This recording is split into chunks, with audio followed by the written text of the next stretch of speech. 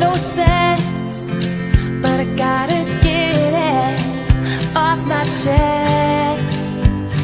There's so much more than where you're from. It's in the fabric of your soul. I just wanna go home, where everybody knows me home, and I make all my memories home. I just wanna go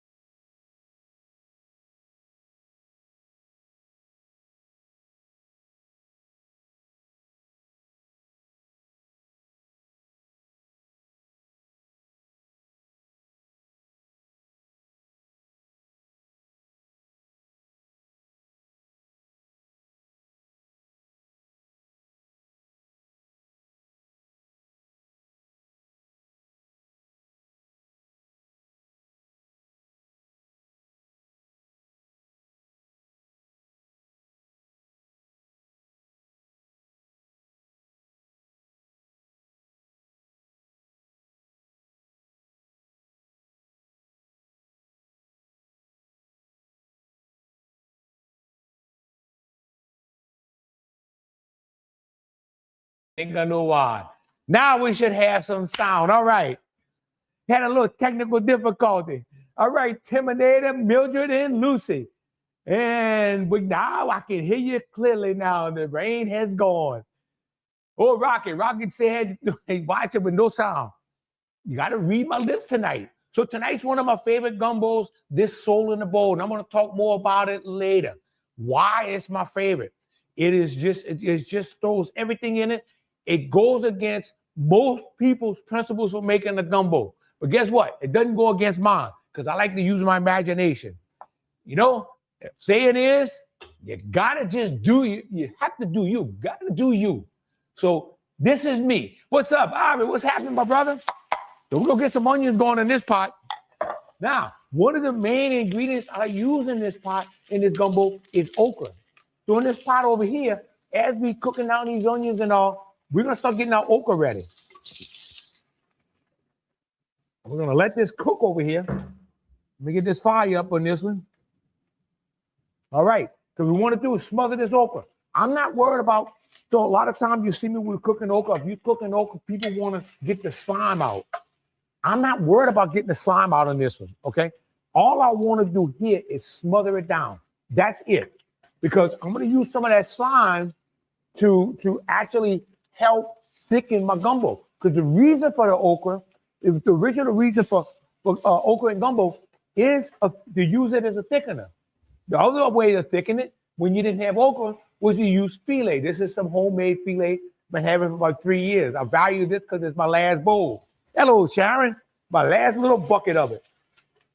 So over here, the way we're going to cook this gumbo tonight is we're actually going to use, this gumbo tonight is going to be cooked the way they cooked gumbo in the 1700s, 1800s.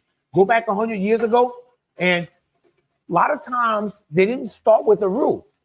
They smothered their seasoning down, and maybe you'd have seen chicken in it. You'd have seen seafood and chicken in it. You'd have seen wild game and maybe some chicken in it.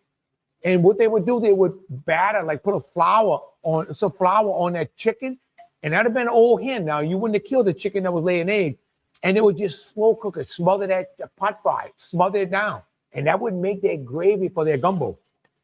Kind of what we're going to do tonight, just that I'm not going to have any hen to do tonight because you can't find a damn hen anymore that's any good for this. So if you try to do it with just the chicken you buy right now, it's all fryers because they're selling them as chicken to be fried in all the chicken frying places, and they're going to fall apart before you even get a good stock going in here. Because you can find an old stewing hen that would just slowly cook and give you a good gravy. So we're going to start off with these onions and start cooking them down. And we're going to work this okra. Like I said, I'm not worried about putting any meat in this okra. I'm not worried about doing anything fancy with this okra. We're just going to smother it down to bring it into our gumbo. Oh, Baron, watching from the big metropolis of Gramercy, Louisiana. Go ahead, my brother. And tonight, this pot, I have, hey, Bruni, all the way from Santa Monica. Ready? Let's see, Lucian. Oh, yeah, you know we're ready for tonight, my brother. Tonight we did stuffed boudin pork chop. Oh, hell yeah. Rocket, ask age of what? What you want me to ask the age of? And talking about age, there's 2 birthdays I want to give a shout out to. One is my sister-in-law, Donna. Happy birthday. And my little brother, Mitchell, who we call George. It's his birthday on January the 30th. They were both born in 1966. And it's a special birthday because they turned the big 6-0.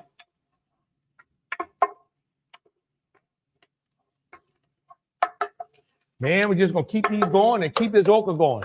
So this right here, you look in the pot with the okra. This would have been the original gumbo. This would have been the gumbo that they would have come in from Africa. Ask Franco Elmo for a hint. I got enough trouble getting eggs, man. I'm not pushing it, Rocky. So that king gumbo, which was the African word for okra, this would have been the gumbo, the original, right here, smothered okra. And that smothered okra would have been used also to thicken stews, to thicken gravies, and that would have been in what's this head, Dr. Baptiste? So that would have been used for stews as a thickener. In the Native American world, they would have used filet. You probably would have been using filet when okra went out of season. Okra runs from about June to the fall. Once you get into the fall season, okra fades out, no refrigeration. So then you would go to the filet. And that would be, or you would use a roux, as in the French way. Hey, Sharon, from Berwick. Oh, hell. Well, Sharon, now you say something about good gumbo weather. The reason I'm cooking this is going to be cold as hell next week, like it was this week. And this gumbo also is like a soup and a gumbo. It's a combo. So watch the way we cook this tonight. It's got a lot of good flavor in it, but it gives you, it can act as a soup, it can act as a gumbo. It has a lot of different flavors, and it's going to be very healthy. Oh, Brian, what's happening, brother? Okay, now my stock. The stock I made was very interesting, okay? Because the stock was, I boiled a bunch of chicken legs and chicken thighs.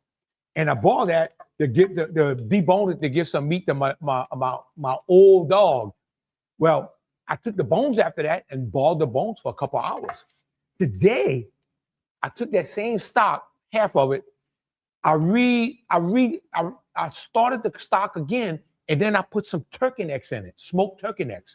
So those smoked turkey necks, what you're gonna bring in here, and that's them right here. Those smoked turkey necks were cooked in here, and it takes about 2 hours to smother those turkey necks down. So this stock is high-powered and a really, really good flavor in this stock.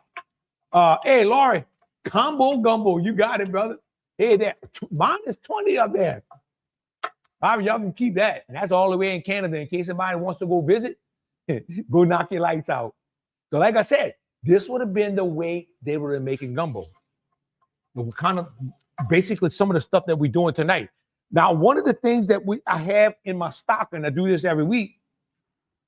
Okay, now we're gonna start building that stock, and I'm getting ready to bring some smoked meat in. Hey, Brandon, Brandon was funny. Oh, hell yeah. So one of the reasons that you know when I make my stock, I put bay leaf in it. I put bay leaf in the stock instead of the flavor here, so I don't have to go dig it out.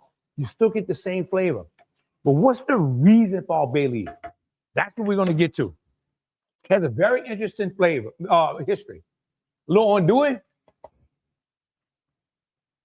and a little smoked sausage. Now, what we're going to do is we're going to bring a little bit of everything and a lot of nothing in here. That's going to be the trick.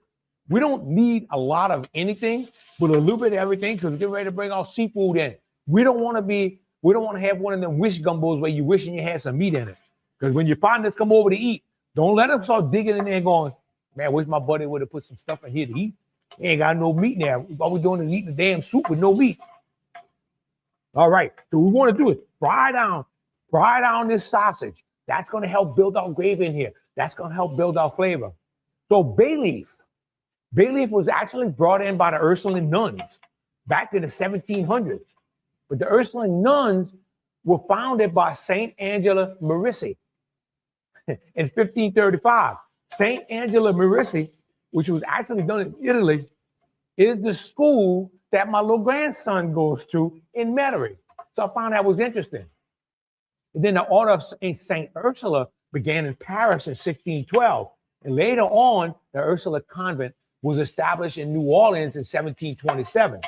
What the nuns they used to plant herb gardens for healthcare, because the nuns were in charge a lot of times of keeping people healthy, giving out healthcare. So bay leaf was used to keep the weevil out the flowers, and it kept the stews from going sour. So I found that was very interesting. You take bay leaf for granted, but they were using it for a lot of stuff. Hello, Virginia. And if anybody is watching this show and I haven't recognized them, if you're not on one of the channels, one of my channels, Spuddy's Cajun Foods or Cajun Cooking Experience, if you're not on one of those on Facebook or YouTube, I'm not going to see your comments. Hello, Melissa. Oh, man. This thing is looking good. I can tell you what, it's smelling good over here. We ain't got started good yet. Now, look at the okra. It's starting to smother down. You're starting to see that stickiness in here. And that's a good thing. And like I said, all we're doing is smothering this down. I'm going to lower the fire a little bit. It's just getting that okra smothered down. That's all I want to do. So we're going to bring it over in here. So where did I get this idea for soul in the bowl? Why? I've been in business 32 years, selling a lot of gumbo stuff here. And I sell to the whole community. What you say, Paul, oh, Happy Jack. So if you sell to the African American community, they're going to mix seafood with smoked meats. They're going to mix it. And actually, this is why I came up with the name. Hey, Gina, this is why I came up with the name Soul in the Bowl. It's like soul food. Not only do you cook this with your heart and you put everything into it, but it's going to hit you in your soul. And you're really going to feel it all the way down to your soul. And a lot of people, when you get out of the African American community, they're going to make either smoked meat gumbo, chicken, sausage, and don't do it, or they're going to make okra and seafood. They will not mix it. They tell me I'm crazy, I'm stupid, and I don't know what I'm doing. You just got to do you. That's it. All right, Harvey, we know damn right we're going to get it. Hey, Barbara. So you have to put this soul into it. Oh, bones. And that's some dry shrimp. Want to bring that in there? If you use dry shrimp, bring it in early. Oh, Ron, you smell it all the way in reserve. Oh, Tim, what's happening, brother? Oh, Norris. Man, I'm doing fantastic, brother. Always good to see you, man. Oh, Lord, watch this gravy. Marilyn, love okra in my gumbo. I put all the soul in the bowl, too. That's what I'm talking about. Hey, Lydia. Okay, you see it start building a little gravy down here. This is what we want. I'm going to bring a little celery in here. Anything that's going to take a little time to cook, I want to put it in now. Also, I usually don't put mushrooms in the gumbo, but I'm putting it tonight. Why dry shrimp? So, Virginia, that's a good question. The dry shrimp, so a lot of times if you want to make a stock for seafood gumbo, you would take the peelings from the shrimp or the seafood, whatever seafood you have, and you would boil those peelings to get you a good seafood stock. This time of the year, I don't have any fresh shrimp in the freezer, or I don't have a chance to go buy any fresh shrimp. Shrimp season's closed, so those dry shrimp are going to actually give me a good stock. They're going to help. They kind of replace the stock because they're dried and there's a real strong shrimp taste if you eat them. And another thing I'll use is what we call shrimp dust or shrimp powder. I'll add that later. All that's going to help imitate what I use for a natural way of bringing in a stock into this gumbo. All right. And a lot of this stuff I learned from being in business, but serving all the different people in our community, so many different cultures, and everybody does something a little different. And this is what makes our whole culture so unique to anybody else. Oh, Trey. Oh man, we got some sticky going on in this pot. And this is not a bad thing. Now, if you don't want to bring the sticky into your gumbo, it's not a big deal. I'm not gonna, normally I would add tomatoes in this okra. I'm not putting tomatoes this time, but I'll add a little vinegar. A tablespoon or 2 tablespoons of vinegar will cut it out just like that. You'll have no more slime. Oh, Bishop Bernard, what's happening, my brother? Thank you, man. I'm looking good and I feel good. All right. And boy, we're starting to get that little brown gravy in this pot. Now I'm gonna have to operate my clicker by hand because I had the clicker over my beer and the damn clicker fell in the beer. Ah, yeah. So let me see if I can operate this thing. Okay, you can see the gravy building. I support local with dry shrimp. A lot of flavor, typical here. No tomatoes. You got it, Marilyn. Okay, you can see that little gravy building up in this pot. Damn, I got this camera so close and my hat's in it. Okay, you can see it in here. And watch when I add that stock to it. You see the brown gravy building there. This is what we want. This is going to give us our intense flavor. Now, let me see if I can get us back. I'm going to be doing this too many times throughout the show. All right. Man, we got a lot of flavor going on in this pot. And this pot over here, this is our original gumbo. And for me, I can put okra in every gumbo I make. But a lot of people, they won't mix it. They won't mix it with anything else. I say, it's your thing to do what you want to do, baby. Oh, Dino, Dr. Baptiste, why we use dry shrimp and shrimp powder? Dr. Baptiste, that's just me, the way I do it, and the way I like to do it. I like to use both of them. You don't have to. I'm putting this to make a deeper stock in it, but you can use one or the other. And but I said, if you're going to put dry shrimp, put it in way in the beginning because you want that dry shrimp to ball in there good.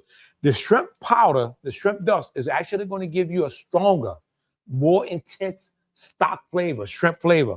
So be careful how much you put this if you use both of them, okay? This is going to be a big pot. I'll be able to bring both of them in. And just one thing I got to watch over here is to keep this thing stirring. Ricky, roux or no roux? Good question. So the roux is actually not going to be a roux tonight as much as it's going to be, I'm going to bring some flour on top of here. It's going to make a little small roux. It's going to help thicken this gravy. And I'm going to cook this flour down to the bottom of this pot. When I do that, that's going to help give me a little roux flavor in here. But as far as like technically making a roux, sit here, first you make a roux, I'm not going to do that tonight. So I'm going to put this as my healthy version of making a gumbo. And there's a lot of people, believe it or not, and I've talked to people from Reserve. I've talked to people from, and I think Lucy told me her mom was this way. And I've talked to people from down the bayou that made gumbos without a roux. If I got around Raceland, I had a lady work for me, Beryl, and she said growing up, they didn't have undoit. They had no idea what undoit was. She came over here and everybody was using undoit. So it's a different culture that you learn from. And a lot of people that wouldn't make it with the roux, what they would do is they add a little kitchen bouquet to color it. Okay? Man, you guys take a lot for granted. I made gumbo today. It could not find dry shrimp or shrimp powder. Man, so Dr. Baptiste, that's a good thing because that is very unique to our area. And it's a shame that you can't find it anywhere else, but it is very unique to our area. And if you go around and you get in the Chinese areas, you may find some dry shrimp, like the Asian areas, they'll have some of this. So if you have an Asian market, it may be a good place to find it. I'm going to bring a little garlic. And I'm going to go ahead and bring my bell peppers in. I'm getting ready to add this flour in. I'm trying to bring everything in here before I add this flour. Now, this okra, how far you want to bring it down, that is going to be your thing. I like my okra pretty well cooked. I want it cooked down pretty well to bring it in my gumbo. A lot of people say I don't like to cook it all the way down because it's going to get stringy or the little seeds are going to be all over. My gumbo, that's what I love about it. I love all that in there. I want it all. All right. Now, one of the things I'm going to bring in, y'all know crab meat. You almost have to take a loan out to buy crab meat right now, $30 a pound. So another way to do it is just to bring you some fish in and let the fish cook in here till it breaks down. Let it break down. Put it in way in the beginning. It's going to give you a crab meat flavor. And I'm okay with that. I don't have to have the crab meat unless I peel my own. But I am going to have some crab bodies pretty soon I'm going to put in here. Okay? And that is going to help give me some intense crab flavor. So what I'm going to do right now, this is where I'm going to bring this flour in. Now the flour is also going to help thicken my gravy, but also help me get a little roux flavor in here. So what I'm going to do, it's kind of like making a dry roux. I'm going to stick it to the bottom of this pot. I'm going to work it till it sticks at the bottom of this pot. Work it like this for a couple minutes.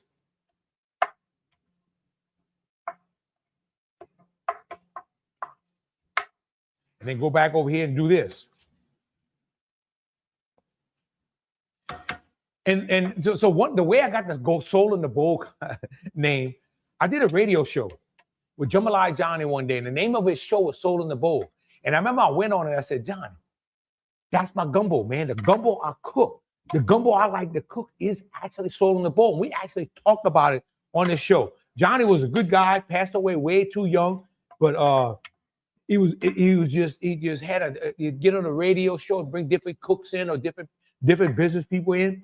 And we had a good time talking about our culture.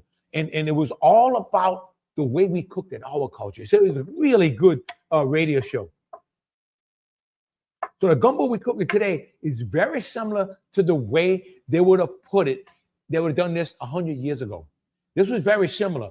You got to remember, we make gumbos right now, and we bring all kind of ingredients in, I can tell you, it's expensive to make a gumbo right now.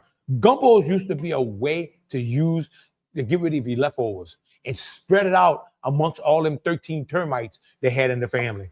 But we were Catholic. We had big families. Like my daddy was a family of 12. Yeah, we cooking Soul in the Bowl gumbo tonight, brother.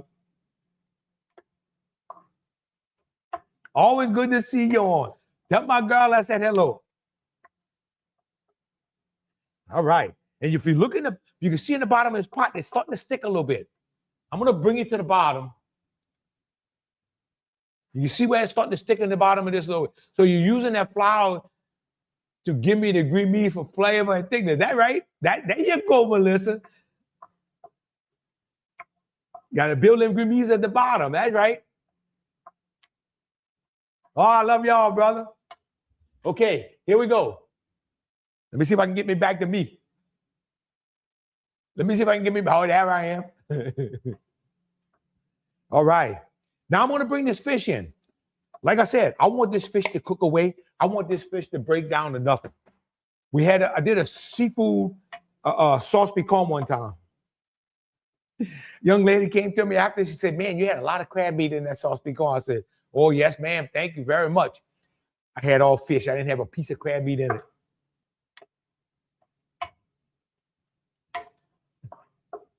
It's all in the perception. Okay. Now, what kind of fish this is? My brother gave it to me. Some kind of wild fish. He's the fisherman. I'm the eater. Okay. I'm going to go ahead and bring my stock in now. I'm going to cook it a little bit more. I'm going to bring this fire up. Oh, yeah. Let's kick this fire up on here. And I hope like hell I'm not running out of butane in this bottle. Oh, no, I got good fire. Okay.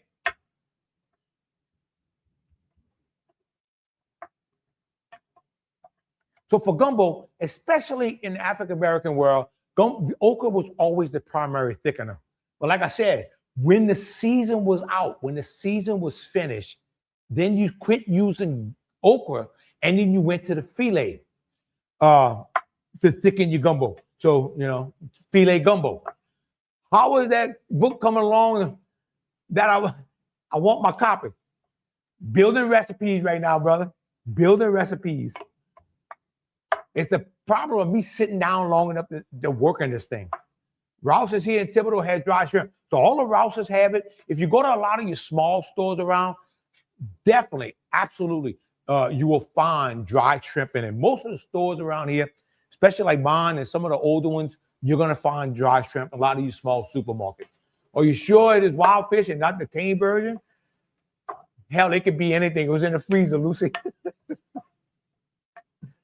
But this is one, I know the bag. I got it from Michael, so it is a wild fish. He tamed it when he caught it, though. How long from start to finish, including prep? Probably a couple hours at least. I would say at least 3 beers, Ricky. Okay, now we're gonna start bringing that stock in. I want to get a little ball going. What's up, Hollywood? So this ball is now going to start bringing everything together. This good stock that I made. Now, this stock is a 2-day stock. I worked in the stock a long time. And I had a lot of chicken that I boiled in here. So it has a really good, strong chicken flavor. Okay.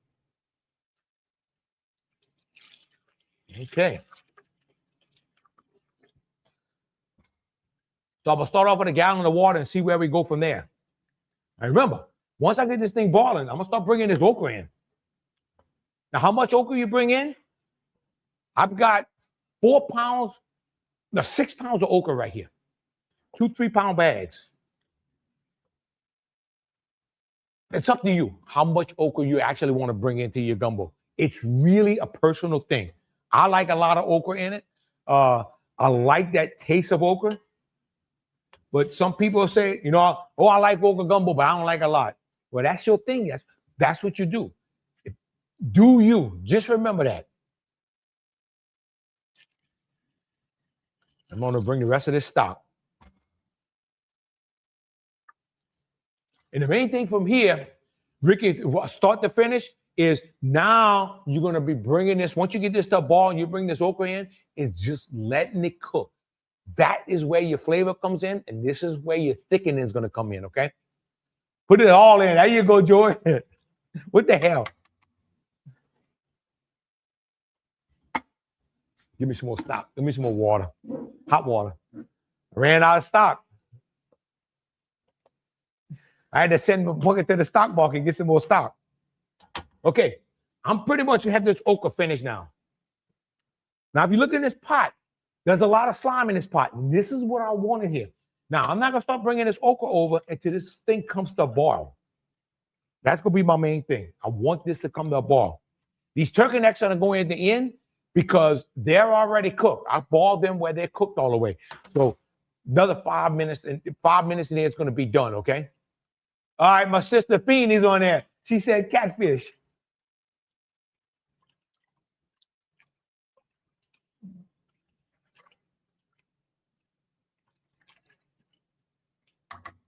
All right. What's up, Farina? Just tuning in. Is there any meat sausage in the pot? Oh, hell yeah, we got some on doing sausage. Right now, we got some fish in the pot. And one of the things I like to do, here's the shrimp. We've got a lot of shrimp. If peeled shrimp, this is a 70-90 count peeled, okay? Probably a good 36-40 if you're buying fresh shrimp. Good cooking shrimp, good size. I like to bring some in. This is what I call my sacrifice shrimp, okay? I'm going to bring these in. I don't care how much they cook. I'm also going to bring in a couple of these crab bodies. I'm not worried about whether I'm going to eat these or not eat these. Now, a lot of people don't like crab bodies in their gumbo. You know what I say? I like them for the flavor. You don't have to sit there and try to eat the crab. You don't have to. but put them in what we call gumbo crabs, which used to sell a lot of these things. And this right here, that's going to give you some serious flavor, boiling these crabs. And these were fresh. These were fresh Lake Designer crabs. My buddy Tim Becknell gave me those when he had crab traps out. Sent them to the stock market to get some more stock. Greg, you know it, brother. You know it. You had to go to the stock market and get some stock. Man, we got a bucket full of stock. We get ready to invest it in a little while. Okay, all we want to do is get this thing to a ball now. Woo, that was a workout. Time to get this thing going. You know, we used to have a lot of people making sassafras. When I started in this business 32 years ago, I'm telling you, we had at least 10 people who would come around every year wanting to sell me filet. Problem is you couldn't sell it because everybody was making it in this town. Well, those people are gone now. And with those people are gone, and Hurricane Ida wiping out a lot of the trees, we don't have the sassafras. We don't have the sassafras leaves anymore to make the filet, and we don't have the people still doing it anymore. So we're losing. That's another thing we're losing in our culture. Greg, let's see. Oh, Darren, what's happening, Darren? Late to the party, ain't never late, brother. I got an endless supply of catfish from Man Shack, Blue Channel, and shrimp out the pass. Make seafood stock out the shells and heads. Yep. If you got the shrimp, you get your ice chest of shrimp every year, and you peel those shrimp. You got the heads, man. Make you a stock. Make you a good stock with that. That is a good thing to do. And then you can take that stock, put it in quart containers, and stick it in the freezer. Really good to have anytime you want to cook some seafood. What's your beer tonight? The beer is Modelo, the dark. Man, the darker the beer, the better the beer. And every now and then, that pot gets thirsty too. You got to give it some loving. And y'all know we're going to have the French bread ready. That French bread's coming up. Okay, we just got to get this thing back to a boil. It's almost there. Now, when the Germans came here, they were the ones that started making bread. When the Germans came here, they were the bread makers. They were also the sausage makers. But they started baking this bread. And in the New Orleans area, the French really, really loved the bread. Why? It reminded them from home. So then the Germans became entrepreneurs and they started making bread to sell. If you go around, you talk about people that had the bread man running up and down the river road. Most of those people were German. Himmel over here in Vacherie. In New Orleans, you had Leinheimer. This is Leinheimer bread. You had Risings. That was all German heritage that made these breads. I remember a kid working the hand grinder with my great-grandfather, grinding filet. They would put it up in baby food jars. Man, I had baby food jars of it. But let me tell you what this was. This is the plastic bottle, but this lady used to make them in 8-ounce Miller Pony bottles. She'd buy her husband Miller Ponies so he could drink it, make sure he didn't destroy that cap, and she would put it in the Miller Pony bottles. Those were priceless. That's a blind gumbo. Brian, in this case, if you're going to want a dark gumbo, you're going to have to use a little kitchen bouquet because I'm not bringing a dark roux to bring it in. I don't mind the blind gumbo in this. See, that doesn't bother me, but I know in Vacherie people like to have color. So with that, you use a little kitchen bouquet. Now, go back in old newspapers. One of the things is that they would you actually saw tomatoes in gumbo. I know people go, no way in South Louisiana did they ever have tomatoes. Oh, yes, they did. And they wrote recipes with those tomatoes in gumbo. Now, out here in our area, you start getting in the Cajun world, you start getting away from New Orleans, no way you're going to have tomatoes in a gumbo. No way, it's not going to happen. But back then, people did put tomatoes. And a lot of time, maybe the tomatoes was used in their okra to kill that okra, to kill that slime in that okra. I don't know. I don't know the reason for it. But you got to remember this. Gumbo was a poor man's dish. It was a way to use your leftovers. New Orleans was very popular for gumbo. all around the world. People came all over the world to eat New Orleans gumbo. Whether they came to the country and eat it or not, I don't know because I can't find it in old newspapers. But I'll tell you what, people come from New Orleans to eat our Cajun gumbo, or our country gumbo. They like it a lot better because we use a darker roux. I almost had this thing boiling. And one of the things, a lot of recipes, hey, Jill, a lot of recipes, what they would do, you would see round steak in gumbo. That now, you know, you're talking about beef. You're talking about a cheap piece of meat, a round steak. Yes, you take that round steak and you cook it down. You just keep working it. You keep smothering it. You keep stewing that piece of meat. It's going to get tender. It's also going to help build your gravy. But it was a cheap piece of meat to put in. Believe me, I grew up with a lot of round steak because my dad worked construction, a lot of layoffs. Round steak was out mama's meat in the house, and you cook that a long time. Always smother the okra with rotel before I add it to my seafood gumbo. There you go, Greg. And Joy says he uses fresh tomatoes. I stew during the year when I make mine. Okay, so we still have people that do tomatoes and gumbo. So that is, people think that's crazy, but that's actually an old tradition. And there's nothing wrong with that. Like I said, you gotta do you. Do you ever put oysters in your seafood gumbo? Man, if I had oysters would be going in this gumbo tonight if I had some. But I'm not going to the store and buy oysters in a little container. The main reason is those are washed. If I'm going to put oysters in here, I'm going to the oyster house and I'm going to get oysters that are shucked and put in their natural juice. You have to ask for these. Your local seafood market can get them. But you're gonna have to ask them to get those for you, and they're probably gonna have to special order it. I used to carry them here all the time. They're in their natural juices, just like shucking oysters and bringing them out the shell. Hey, Lauren, what's going on, baby? It's been a while.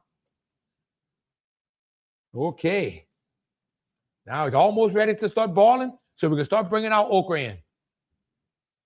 So, Francis Hemel, where you at, Francois? Oysters, hell yeah. But like I said, I'm going to bring them in. Oysters are awesome in gumbo. Now, a lot of people don't like oysters in gumbo because they don't like the way they taste. They don't like the way they look because they're going to shrivel up the little bitty things like this. You know what I say? Don't eat them. But the flavor, and if you don't, you have a family, or if you like, if you have a family or you like my sister that doesn't like anything, she will not eat this gumbo tonight that I'm cooking, I promise. Then what you do is, you just add that natural juice. You don't have to add the oyster. Just add that natural juice. It's going to give you the same flavor. Round steak and lunch meat was fine dining when we came up. Boy, you got that right, Albert. Lunch meat, damn, I ate a lot of that. Melissa, Genevieve's in Homer has good fresh oysters. Okay, where at in Homer, Melissa? Oh, Michael, what's happening, brother? Okay, all you're doing is wait for this thing to boil so I can start adding my okra in. I need to get this okra in this pot. And, you know, one of the things people ask me all the time, and I don't know if I think I put it in the show already, how did poor boy get his name? Right around in the late 20s, they had a strike. All the utility people went on strike. All these streetcar drivers, all these kind of people went on strike in New Orleans. And back in them days, they didn't have any workers' comp. They didn't have anything like that. So they had a sandwich shop. And at the end of the day, they would take the leftover roast beef gravy with all the little breaking pieces in it, and then they would take old French fries and make a sandwich, and he would tell his wife, feed those poor boys. There's your poor boy. And that's the story. Melissa, okay, let's see. Michael, let's see. Joy, our markets won't do it. They have to wash them. When we make our oyster dressing for Christmas and Thanksgiving, we have to open them ourselves. Joy, like I said, this 10 years since I've been to the oyster houses, they would do it for you. Man, the Board of Health and all these government regulations have gotten so hard on them, they may not be able to do it anymore. And it's a damn shame, but you're right. Sometimes you just have to open your own. Okay, we're getting back to our ball now.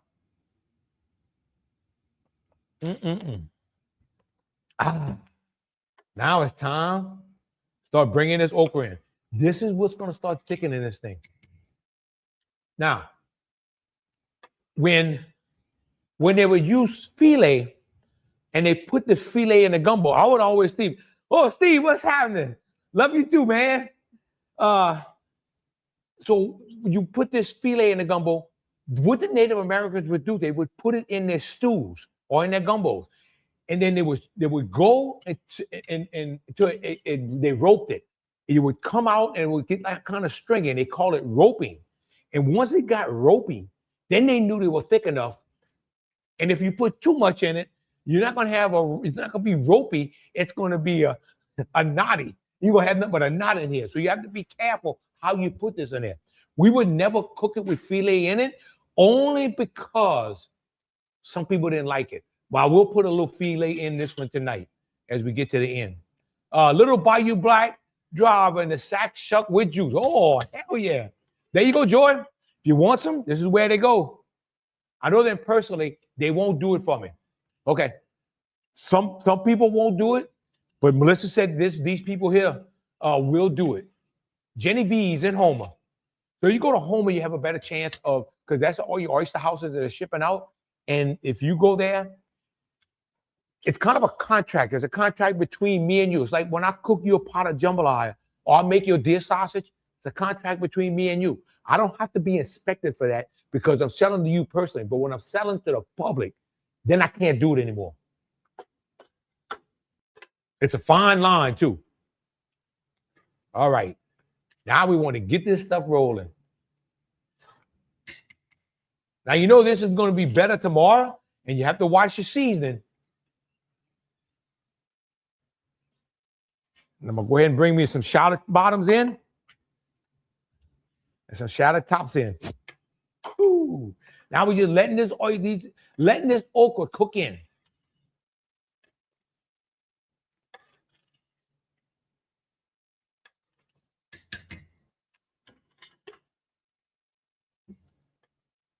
Oh, hell no, we don't want to use.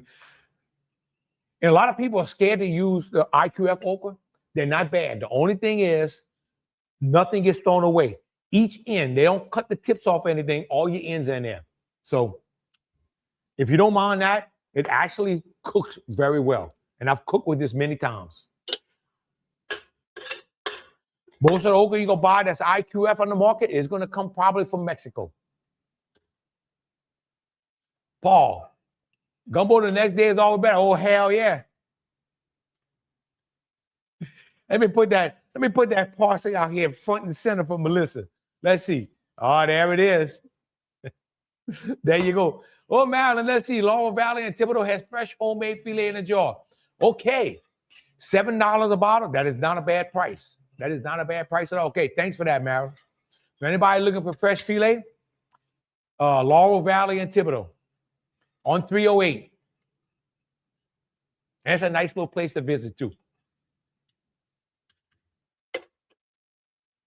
Oh, hell yeah.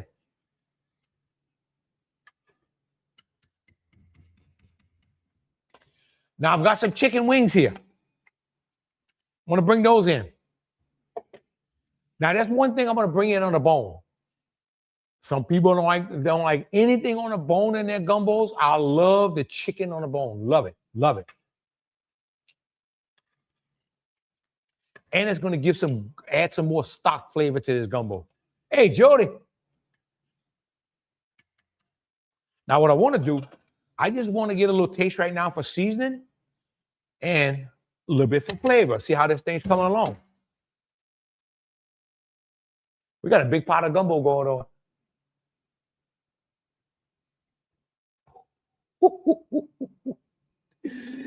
Man, this thing is coming along good. Oh. Oh, yeah. Oh, hell yeah. Salt's going to be pretty good. When I add the extra, now I got a lot of shrimp to add in, so it's probably going to need some more salt, so we'll add some more right now. Do you ever brown the wings before putting it in there? Michael, most of the time, I will brown the wings. I actually thought about doing it with my okra. But yes, I do. And many times when I'm doing the Cajun cooking experience, we're making a gumbo, because I don't like doing nothing, What I'll do is I'll have 2 people in the kitchen. One's making gumbo, one making jambalaya. And I'll brown all the meat for their gumbo. Just because I had something to do. Okay. Bring that okra in. And you can feel it. You can see this gumbo really starting to thicken up right now. Really starting to get a little thickness to it. And this is where this is really going to get some body to this gumbo. But like I said, if you want to get some color, you're going to have to bring some kitchen bouquet in. Now, one of the things you can do, if you have to have a little roux, make you some roux on the side the day before. Don't add any onions or don't put any seasoning in it. That way you can keep that gumbo for months on the stove. You don't have to refrigerate it. And take that roux and whip it in there. And if you do that, that'll help you, that'll help bring some color into your gumbo and then bring a little flavor in your gumbo. You don't need a lot. But I've done it that way before, and it's okay. It works out really well. Now the filet, that's exactly what they would do with the filet when they bring it in. They'd bring it in and they'd whip it in. And that's what would give it that thickness and help give that roping.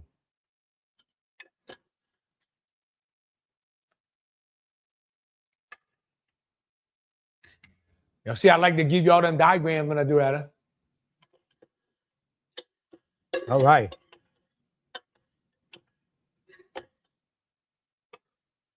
I didn't think I was going to use all that gumbo. I had okra or that gumbo, but I'm using every damn bit of it.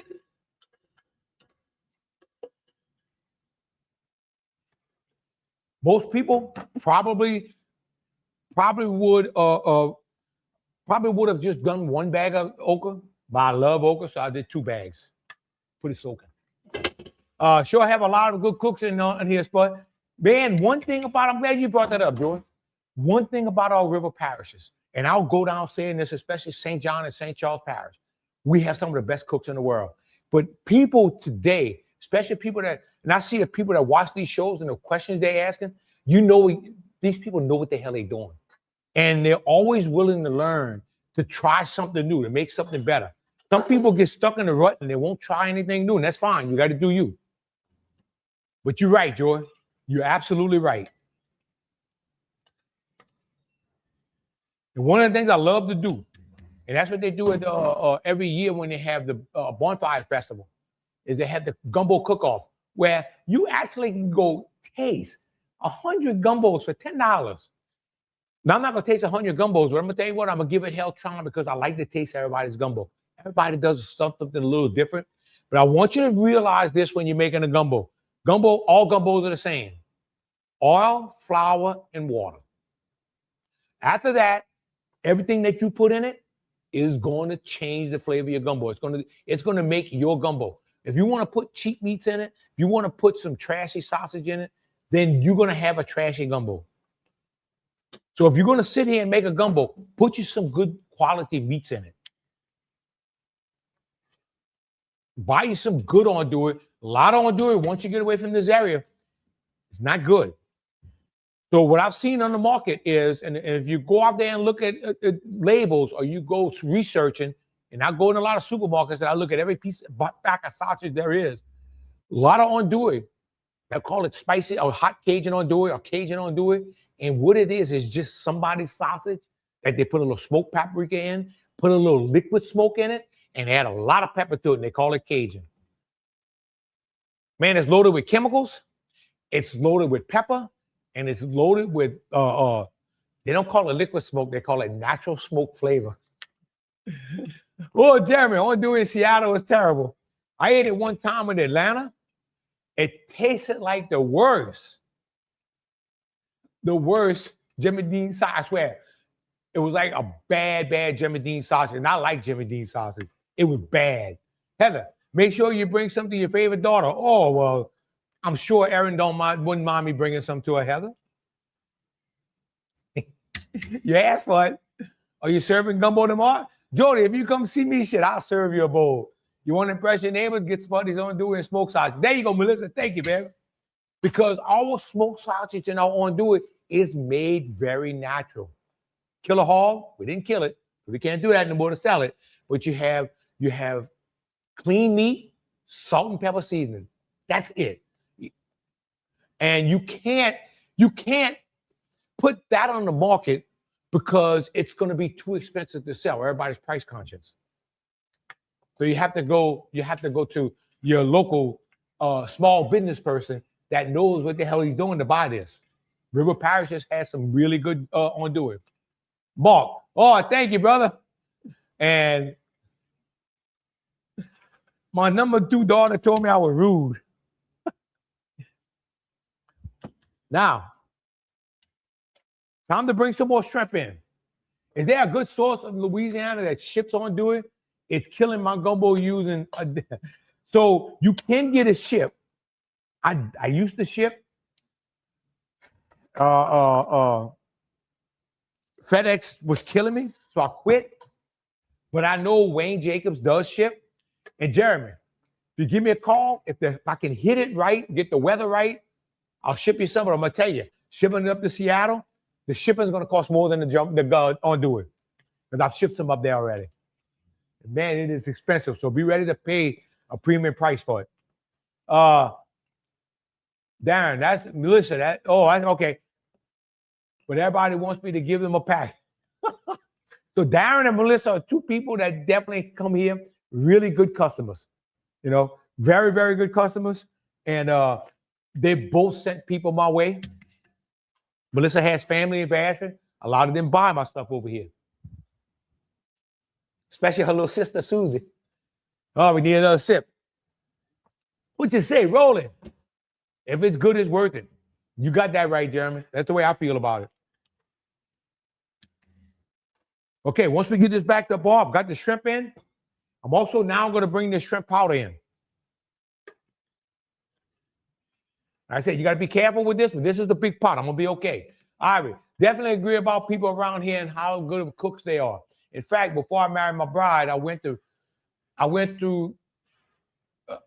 resume and read how good of a cook she was. So she had to put that on the resume that she was a good cook. And it's all traditions passed down from generation to generation. That's what it's about. After having your own do it, buddy, it's hard to eat any others. It is true the shipping is more than the sausage, but it's worth it. Thank you, Michael. Yeah, nobody said shipping was expensive. I got to make an extra just for the go-to plates. I know the feeling, Melissa. And yes, Heather, I will have you some. I'm not going to be rude. Okay. Let me try a little bit. So something we used to do when we served gumbo in my restaurant, we have everybody that had a bowl of gumbo. We would take this French bread and slice it in little round pieces. And you would put it on the grill and grill it and then butter it up really good. You talk about good with a gumbo. And if you didn't give somebody this, had buttered bread, they didn't want to pay you for the gumbo.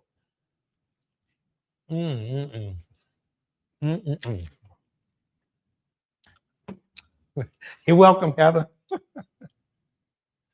Okay. Man, this is good.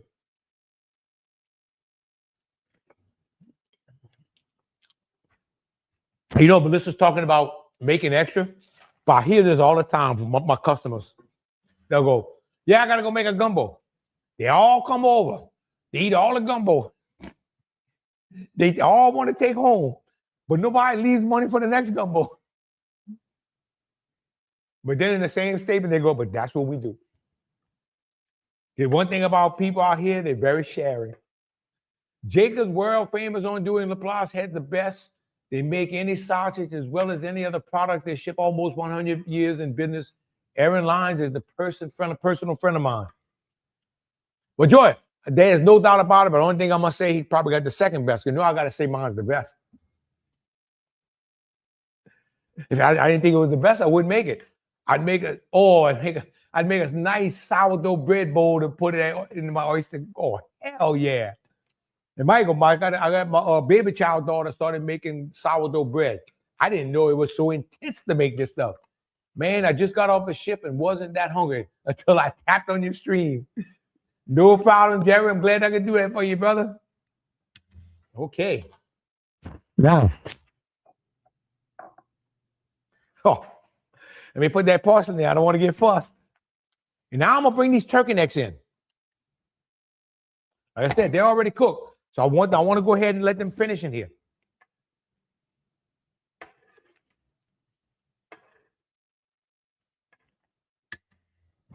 And turkey necks. Show you how things have gotten. Turkey necks, garbage. Used to be a food that would have been passed down to the poorest people. Now, turkey necks, my cost per case is $3 a pound. Used to be, when I went into business 32 years ago, that was 15 cents a pound. So things have gotten crazy. You said chips, bud. Never had yours, so I can't say. That's all right, Joe. I just have to say that if I don't think mine's the best, I can't. I shouldn't be bragging about it. Put the rest of your shower stops on. Lucy, you lost? Tell me where you're at. I'm going to get you back.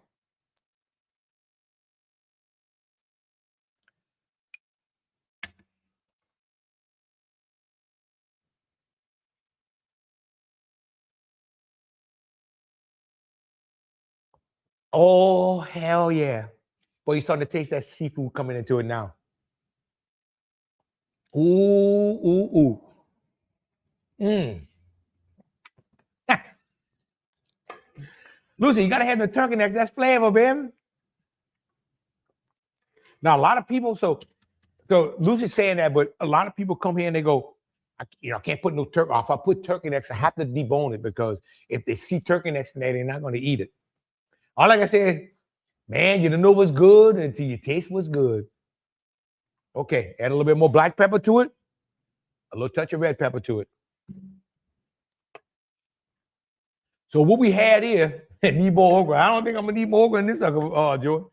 We got some nice thickness going on here. You can see it. Got a nice little body to it. This is really gonna thicken up tomorrow, and the flavor is gonna be very intense. So this right here is a true cultural melting pot. Your okra, African. The little bit roux we made, that would have been French. The filet, Native American. Your sausage don't do it. Definitely the German. The Germans didn't invent sausage or do it, but they were the sausage makers once they got here. Rice, West Indies and Africa. Wild game. If you had wild game in here, it'd be Cajun. Seafood, anything in the seafood would have been all the people that lived next to water. So this would have been, this is where you get that gumbo's own true cultural dish. Not really a Lenten dish. Roland, if you're going to do a Lenten dish, you would leave the meat out. And after that, you're okay. That's right, David. I have a knack for getting you hungry. So yeah, in Lent, you would just leave the meat out of it. But, and we're going to make probably a cabbage gumbo in Lent. I don't know what I'm going to do yet because we have some Lenten dishes coming up. But you know, those Lenten traditions have very interesting history on them because Lenten traditions were based on the economy of the area. We can't eat meat during Lent. So we have to suffer and eat seafood. Oh, what a shame. Because this used to be a seafood area. Try telling people they can't have seafood for Lent. Do you ever use hot sauce while cooking? Oh, hell yeah. We're going to bring a little Louisiana. And we're going to bring that little crystal in. Thank you, Donald, because I kind of forgot it. Now, if you wanted to get some of that slime out of this okra when you were cooking it, you could have actually brought some of that hot sauce into it. That vinegar in the hot sauce, that acid would have helped cut that slime. Let's not forget fresh potatoes, salads, eggs, potatoes, olives, pickles. Lord, put me a bowl on the side and I'll pick it up tomorrow. Make it two. John wants some too. Hell yeah. Darren, you're right. It's so hard to eat seafood. In fact, I'm giving up seafood for Lent this year. Damn it, I'm sure. That was always funny because seafood was always our most profitable time in the restaurant. Lent. And because we sold so much seafood. And people ate extra because it was seafood. Yeah, it's a horror, Germany. Okay, here we go. Ooh. Oh, hell yeah. The only thing I want to do, I'm going to bring in a little bit more shrimp. Because I don't want to be short on shrimp. Once these shrimp cook in, this gumbo is done.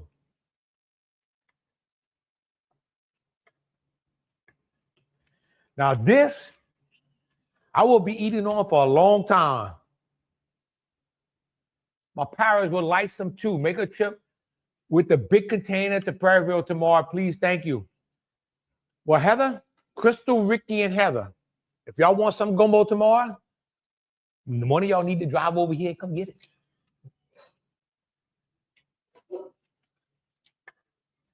Okay.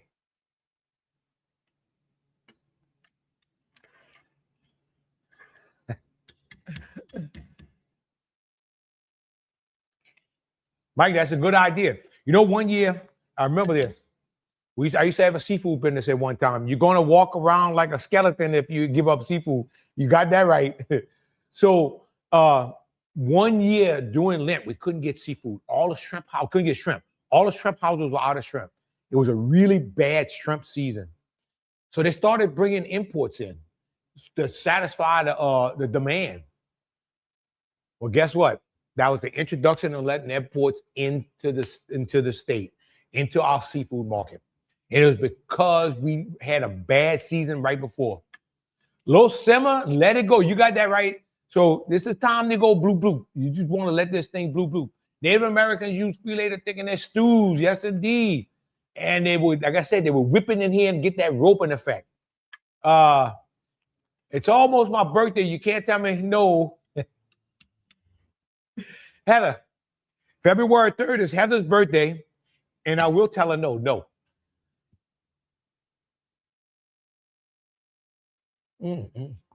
Oh. So it's a gumbo and a soup at the same time. Monday and Tuesday, Sunday, when we get this really cold weather coming in, this is going to be awesome comfort food. I'm going to sit here and eat on this all day. And the best part about it is, it's not going to sit on me. You know what a roux, when it sits on you and you just feel, you eat too much of it, that grease and that flour is just going to feel like it's smothering? You won't have that with this. It's a very light gumbo. It is different. And it's got so much flavor in it, okay? So there's your soul in the bowl. Try it sometime. And like I said, if you want to bring a little roux in, make some on the side and whip it in. Because you want to control how much you're putting in here. You don't want to overload it with roux. You want to control it. And we're going to take one peek in the pot before we get out. There it is. Soul in the bowl, baby. All right. It will be better all week. Jordan, this is going to be an all-week gumbo. I promise you. And my weakness is I eat too much of it. I want to eat this every day, all day. Especially when it's cold and you can't go outside. And this cinder block building right here is so damn cold because when that cold gets in, you can't heat this building. This is gonna be my comfort food. So I can taste the hot sauce. Hot sauce did real good. One of the things I like to add when I have seafood and anything, I like to put a little Mrs. Dash in, a little herbs in it. And that's my final touch. So Brian, thank you. Yeah, next week, I will not be here. I'm doing the Cajun cooking experience in Destrehan. Those are starting up again, so we're gonna start getting real busy. So I won't be here next Wednesday. But the following Wednesday, I will see y'all in 2 weeks. So Lord, thank y'all for watching. Try you some soul in the bowl. You won't regret it. Cold weather's coming. And up there, and anybody that's living in minus 20 degrees, this is what you want to cook. Thank y'all so much. God bless y'all. Love y'all and see y'all in 2 weeks. I don't cry when it rains no more. or I get dirt on my shoes. I don't mind climbing 8 more floors, 'cause these stairs are all heading to you.